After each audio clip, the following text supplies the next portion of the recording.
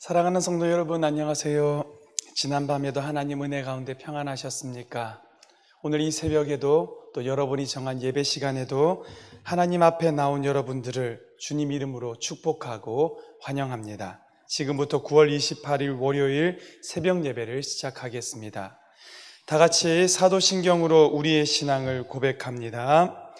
전능하사 천지를 만드신 하나님 아버지를 내가 믿사오며 그 외아들 우리 주 예수 그리스도를 믿사오니 이는 성령으로 잉태하사 동정녀 마리아에게 나시고 본디오 빌라도에게 고난을 받으사 십자가에 못 박혀 죽으시고 장사한 지 사흘 만에 죽은 자 가운데서 다시 살아나시며 하늘에 오르사 전능하신 하나님 우편에 앉아 계시다가 저리로서 산자와 죽은 자를 심판하러 오시리라. 성령을 믿사오며 거룩한 공예와 성도가 서로 교통하는 것과 죄를 사하여 주시는 것과 몸이 다시 사는 것과 영원히 사는 것을 믿사옵나이다. 아멘. 우리 다 함께 찬송가 384장입니다. 찬송가 384장 나의 갈 길 다 가도록 함께 찬양하겠습니다. 찬송가 384장입니다. 나의 갈 길 다 가도록 예수 인도하시니 내 주 안에 있는 긍휼 어찌 의심하리요.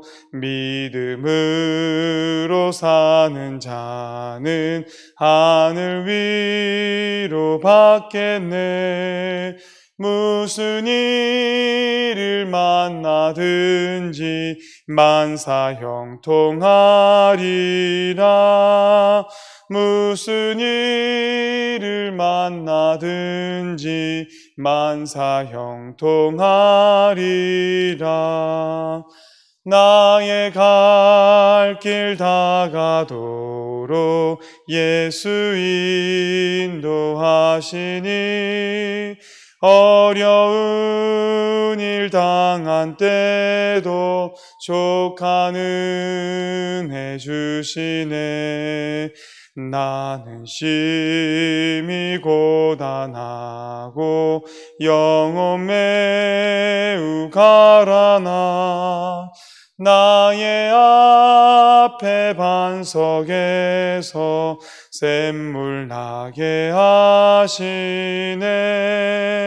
나의 앞에 반석에서 샘물 나게 하시네. 나의 갈 길 다 가도록 예수 인도하시니 그의 사랑 어찌 큰지 말로 할 수 없도다. 성령 감화 받은 영혼 하늘 날아갈 때에 영영 부를 나의 찬송 예수 인도하셨네. 영영 부를 나의 찬송 예수 인도하셨네.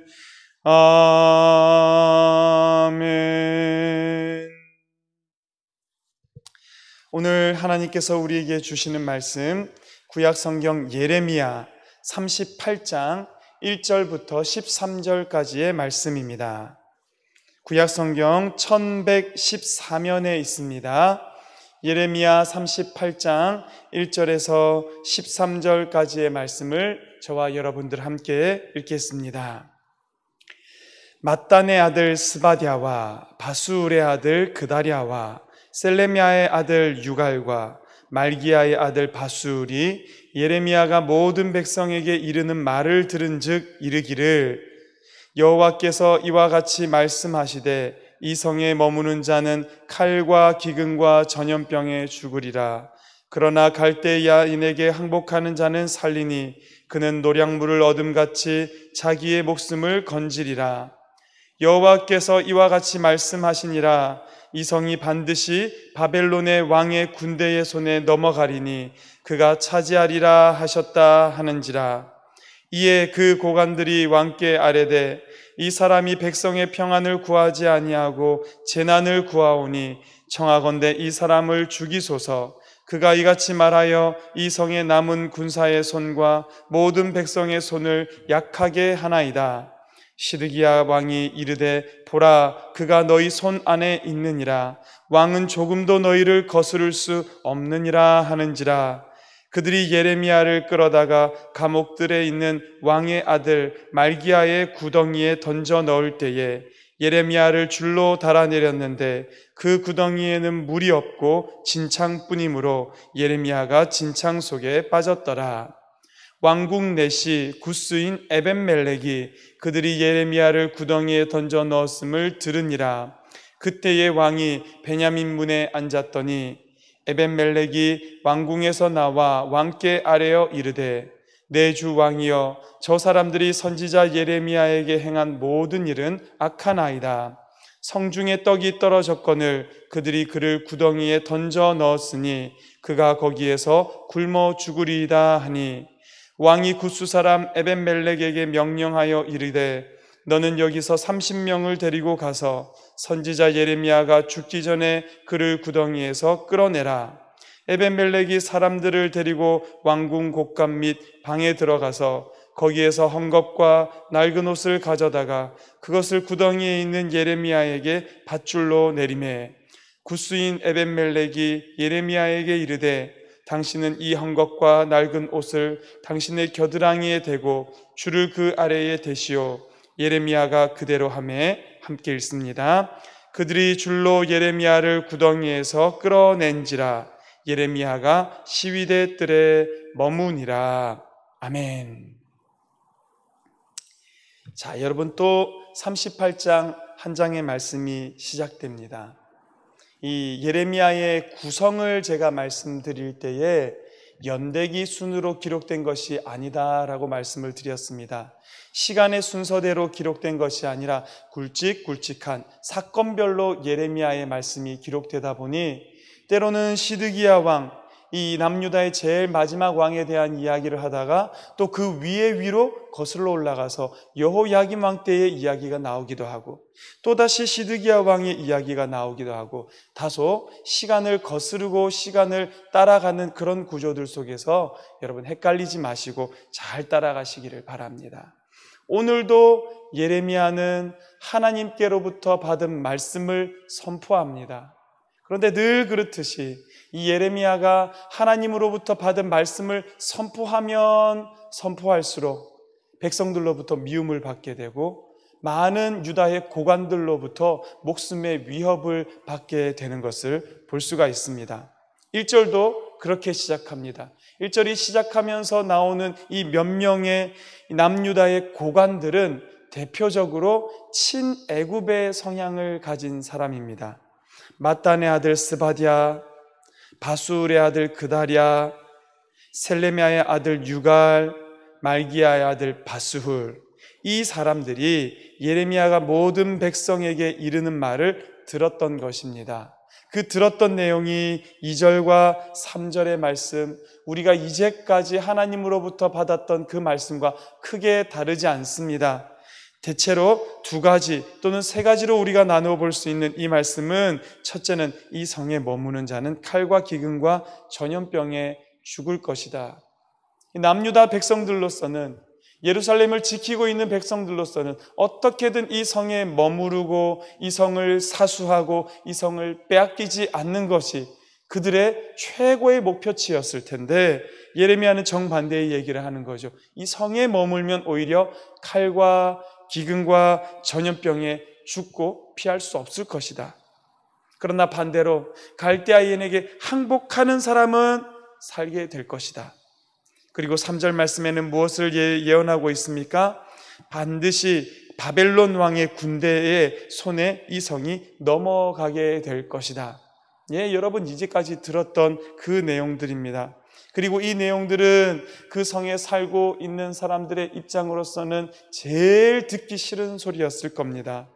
아까 말씀드렸던 대표적인 친애굽의 성향을 가지고 있었던 이 고관들 4명이 이 예레미야가 한 말을 가지고 시드기야 왕에게 가서 그를 고발하는 게 4절 말씀에 나오지요.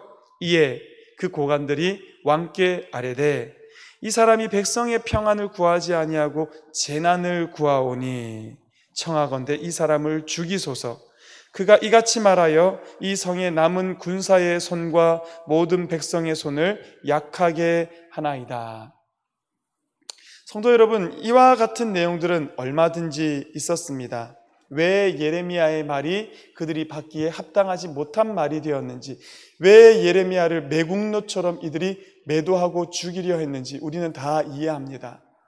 근데 오늘 이 말씀을 준비하는데 문득 이 친애굽 성향과 친바벨론 성향과 이와 같이 나뉘어진 남유다의 고관들, 또 남유다의 백성들을 보게 되었습니다. 이 사람들은 제가 말씀드린 것처럼 대표적인 친애굽 성향이라고 그랬습니다. 친애굽이라는 게 뭡니까?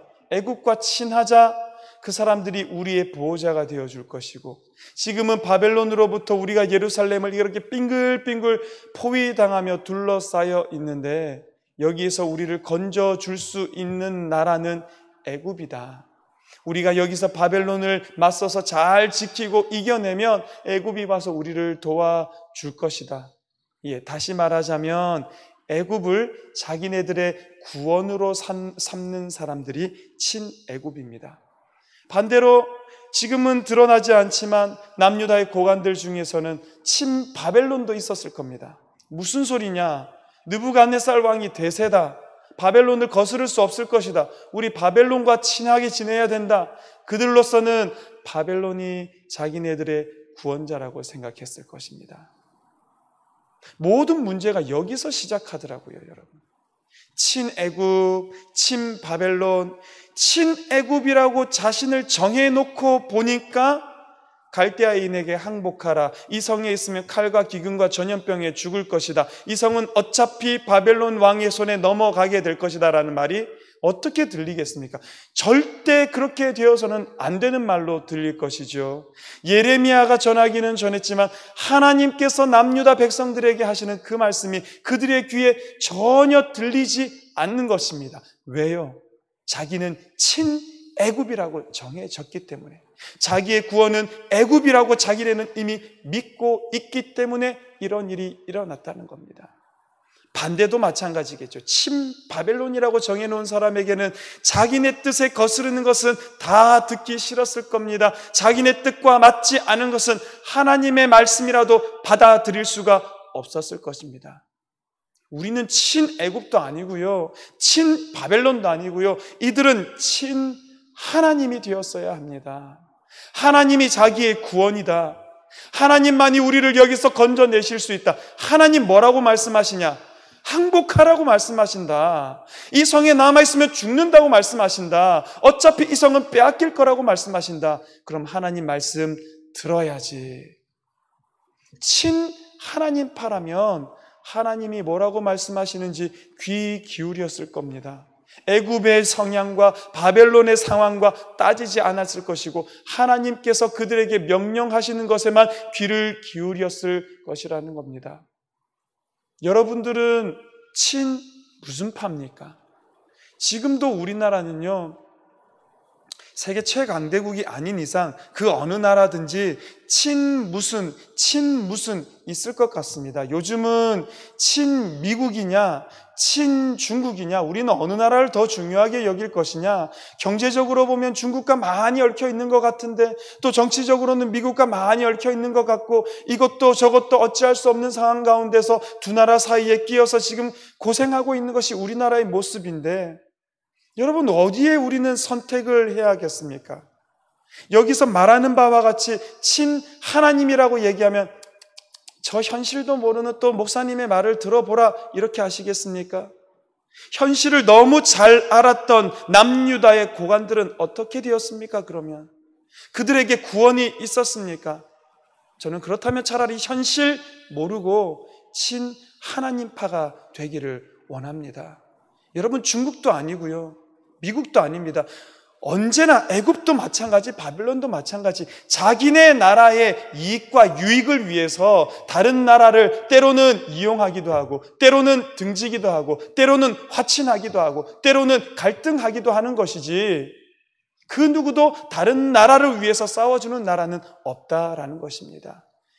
애굽도 바벨론도 미국도 중국도 우리를 위해서 싸워주시는 분은 오직 여호와 하나님 한 분밖에 없기 때문에 오늘 저와 여러분들 친하나님파가 되기를 간절히 바랍니다.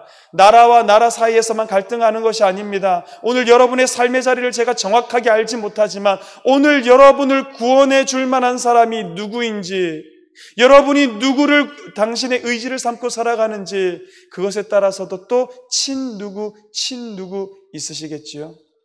그 가운데서도 친 하나님파로 살아가게 되는, 그 하나님이 여러분의 구원인 것을 잊지 않고 살아가시는 우리 모든 성도님들 되기를 주님 이름으로 간절히 축원합니다. 자, 고관들이 이 예레미야를 죽이자라고 얘기하니까 시드기야 왕은 사실은 꼭두가시 같은 왕이었습니다. 이 바벨론이 그냥 세워놓고 간 왕이었습니다. 힘이 없는 겁니다. 그랬더니 5절에 보면 시드기야 왕이 니네들이 알아서 해라, 내가 무슨 힘이 있냐. 그랬더니 이 고관들이 예레미야를 사형에 처하지는 못하고, 당시에 사형에 처할 수 있는 죄는 신성모독, 우상숭배, 살인, 간음죄 이런 거 아니면 사형에 처할 수는 없었거든요. 그러니까 궁중에 있는 구덩이에다가 예레미야를 그냥 빠뜨려 두었다라는 것입니다. 이 상황을 보면 밥도 주지 않았던 것으로 보입니다. 그냥 그 구덩이 속에서 굶어 죽으라고 거기에 내던져 두었다라는 것입니다. 당시에 예레미야가 아닙니다. 예루살렘은 포위당하고 있었던 상황이고요, 이미 떡이 떨어진 상황이라고 나중에 기록이 되어 있습니다. 9절 말씀에 보면, 그렇다면 예레미야는 꼼짝없이 그 구덩이 속에서 굶어 죽을 수밖에 없는 상황. 그런데 여러분, 참 신기하게 그런 예레미야에게 또 구원의 손길이 뻗쳐집니다. 전혀 의외의 사람이 예레미야를 구원하기 위해서 나섭니다. 예레미야를 구원하기 위해서 나선 사람은 그 많은 종교 지도자들, 제사장도 아니고요, 그 많은 하나님의 말씀을 전한다 하는 예언자, 선지자도 아니고요, 오히려 이방 사람. 7절 말씀에 보면 왕궁의 내시 구스 사람 에벤멜렉이 이 예레미야를 구원하겠다며 나섭니다. 내시입니다. 이방인입니다. 상종하기도 싫어하는 이방인, 구스 사람이면 지금의 에티오피아 그 어디 지역이라고 알려져 있습니다. 이 에벤멜렉이 왕에게 가서 이대로 놔두면 예레미야 죽습니다. 그랬더니 왕이 딱히 예레미야를 죽일 마음은 없었거든요. 에벤멜렉에게 30명의 사람을 데리고 가서 그러면 네가 그를 건져내고 그를 구원해내라 라고 말하면서 에벤멜렉이 사람을 데리고 가서 줄을 늘어뜨려서 이 예레미야를 구덩이에서 빼내게 되었다. 그것이 오늘 말씀의 전체입니다. 성도 여러분, 우리 하나님은 하나님의 사람을 그대로 내버려 두시지 않습니다. 하나님은 하나님의 백성을 모른 척 하시는 분이 아니다라는 것입니다. 은혜 베풀 자에게 은혜를 베푸시고 긍휼을 베푸실 자에게 긍휼을 베푸시되, 우리가 알지 못했던, 우리가 예상하지 못했던 전혀 의외의 손길을 통해서 하나님은 구원의 그 놀라운 역사를 이루고 계심을 오늘 이 말씀 속에서 우리는 발견할 수 있다라는 것입니다. 내가 산을 향하여 눈을 들리라. 나의 도움이 어디서 올까? 여러분, 오늘 중국 쪽으로 눈을 돌릴지 미국 쪽으로 눈을 돌릴지, 오늘 애굽으로 눈을 돌릴지 바벨론으로 눈을 돌릴지, 오늘 내 곁에 있는 그 사람으로 의지 삼을지 이 사람을 의지 삼을지, 우리의 인생 가운데 누군가의 도움이 필요해서 그 도움의 손길을 찾고 계신 분이라면 간절히 부탁드립니다. 잠시 멈추시고 산을 향하여 눈을 들면 거기에는 나의 도움은 천지를 지으신 여호와에게서로다. 언제나 우리의 도움이 되어 주시는 이 땅의 왕이 아닌 천지를 지으신 여호와 나의 왕 하나님이 계신 그분을 만나게 될 텐데요. 그분으로 우리의 의지를 삼으시고 친애굽도 친바벨론도 아닌 친하나님으로 이 땅을 살아가시는 우리 모든 성도님들의 인생 되기를 주님 이름으로 간절히 축원합니다. 함께 기도하겠습니다. 하나님 아버지 감사합니다. 오늘 이 새벽에 주시는 하나님의 말씀을 통하여 우리의 구원이 누구인지 다시 한번 우리는 확인하게 됩니다.